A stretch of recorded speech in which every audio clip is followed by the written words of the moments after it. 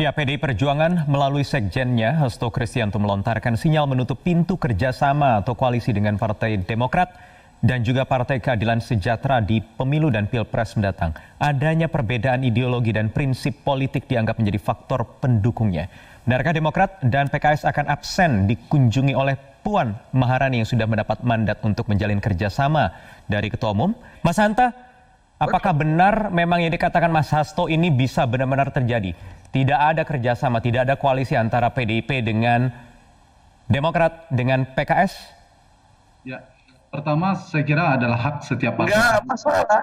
Hak setiap partai politik untuk berkoalisi dengan siapa dan dengan partai apa.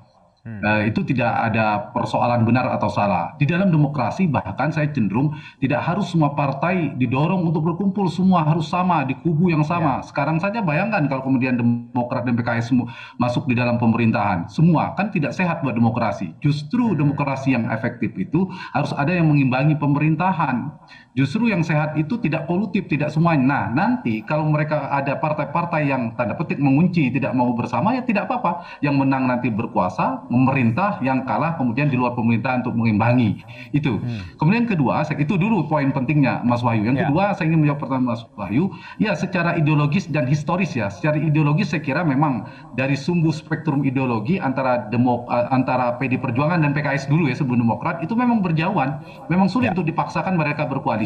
Secara historis dia tidak ada selama hampir 20 tahun pemerintahan SBY dan Jokowi itu tidak pernah bersama sejarah dalam pemerintahan nasional dengan PKS. Nah, dengan Demokrat memang secara ideologis mereka sama-sama partai tengah lah katakanlah, partai nasionalis, tetapi secara historis kita tahu tidak pernah bersama juga, dan kita tahu faktor pengikat koalisi itu selain faktor ideologis tidak terlalu determinan di Indonesia menurut saya. Yang lebih determinan itu soal kedekatan elit partainya, tokoh sentralnya. Nah, inilah titik poinnya. Selain faktor capresnya, figur utama itu bisa menyatukan. Tapi dari sisi Demokrat dan PD Perjuangan saya kira kita sudah tahu lah, jadi rahasia umum bahwa hubungan tokoh sentral dua partai ini ya tidak terlalu hangat untuk mengatakan kata dingin gitu. Pak SBY dan Ibu Mega kita tahu sejak pemilu 2004 hingga sekarang ada katakanlah tidak begitu hubungan tidak begitu hangat, sehingga inilah faktor yang menyebabkan Partai Demokrat dan PD Perjuangan ada kemungkinan atau peluangnya kecil. Sekarang juga faktor kenapa misalnya mungkin Pak Jokowi akseptabilitas ke Partai Demokrat masih mungkin. Nah, bisa juga dianalisa kenapa Demokrat tidak gabung di pemerintahan saat ini juga karena faktor itu. Karena PDIP sebagai salah satu partai terbesar penopang Pak Jokowi mungkin resisten terhadap kehadiran Partai Demokrat. Yang paling terbuka, yang paling realistis PDI Perjuangan itu berkoalisi dengan siapa? Dengan Nasdem kah misalnya yang sudah mengusung nama Ganjar misalnya dikeluarkan sebagai salah satu calon presiden, apalagi juga sudah muncul wacana duet nomor satu bangsa. Kalau kita sederhanakan, kita kerucutkan apa statement dari Sekjen PD Perjuangan, berarti di luar dua partai itu, di luar PKS, kemudian Demokrat, mungkin saja. Jadi dengan partai yang sudah bergabung di Koalisi Indonesia Bersatu, Golkar, PAN, dan P3 memungkinkan.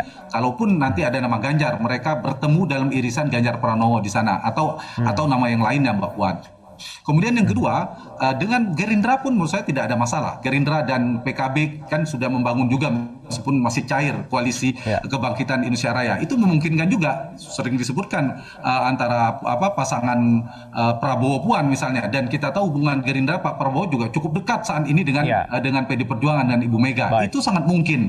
Nah, kemungkinan kalau itu yang pertama paling mungkin, kemungkinan yang kedua baru bergeser ke Nasdem urutannya. Setelah Nasdem baru yang kecil kemungkinan adalah dari partai yang dua tadi. Nah, kalau misalnya PKS, Demokrat, dan Nasdem membangun aliansi, terjadi ya kemungkinan ya tidak bersama. Jadi sudah ada sumbu-sumbu polar politik yang arahnya terbentuk. Jadi di luar dua partai itu, dalam politik tidak ada yang tidak mungkin. Saya kira PD Perjuangan sangat mungkin berkoalisi, termasuk dengan Nasdem, karena dipertemukan oleh capres yang sama nantinya, atau kan nanti kedekatan antara veto player atau figur sentral di partai masing-masing. Baik, Bapak-Bapak, waktu kita sayangnya terbatas. Tentunya dinamika ini masih akan terus bergulir. Kita akan nantikan bersama-sama. Terima kasih, selamat malam.